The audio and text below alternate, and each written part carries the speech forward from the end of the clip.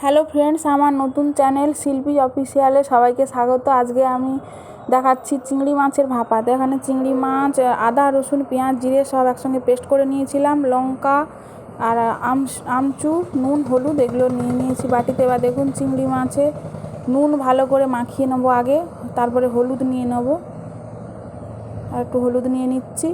এবার ভালো করে চিংড়ি মাছটাকে মাখিয়ে নিচ্ছি। এবার আমি নিয়ে নেবো এই যে আদা রসুন পেঁয়াজ এবং জিরে পেস্ট করে রেখেছিলাম, এটাকে মাখিয়ে নেব। খুব ভালো করে মাখতে হবে যাতে চিংড়ি মাছের মধ্যে মশলা ভালো করে ঢোকে।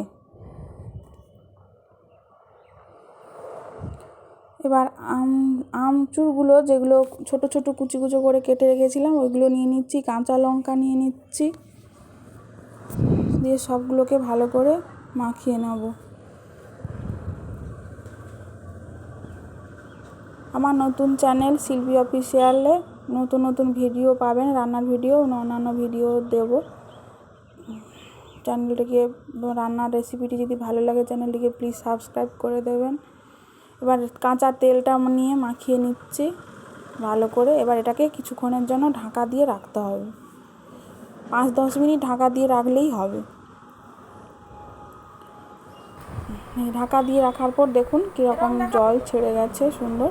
এবার আমি এটাকে মাইক্রোওভেনে দিয়ে নেব।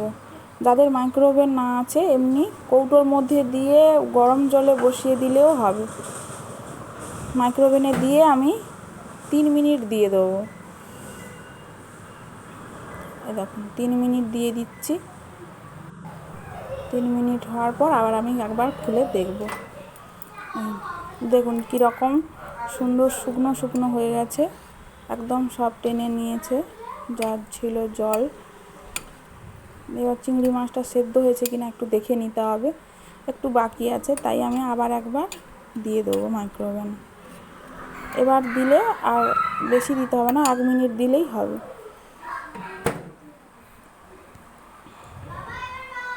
লাগিয়ে দিয়ে এবার আমি 1 মিনিট দেবো। 1 মিনিট দিয়ে দিলে একদম কমপ্লিট হয়ে যাবে। এই দেখুন 1 মিনিট দিয়ে দেখছি এবার আমি, সেদ্ধ হয়ে গেছে চিংড়ি মাছটা, সুন্দর গন্ধ উঠে গেছে, ভাপার যে একটা সুন্দর গন্ধ সেটা উঠে এসছে।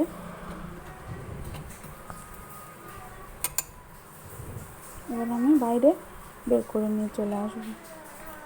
এইরকমভাবে রান্না করুন, দেখবেন খুব ভালো লাগবে, কষ্টও কম এবং টেস্টও খুব ভালো হয় রান্নাটা। যদি রান্নার রেসিপিটা ভালো লাগে তাহলে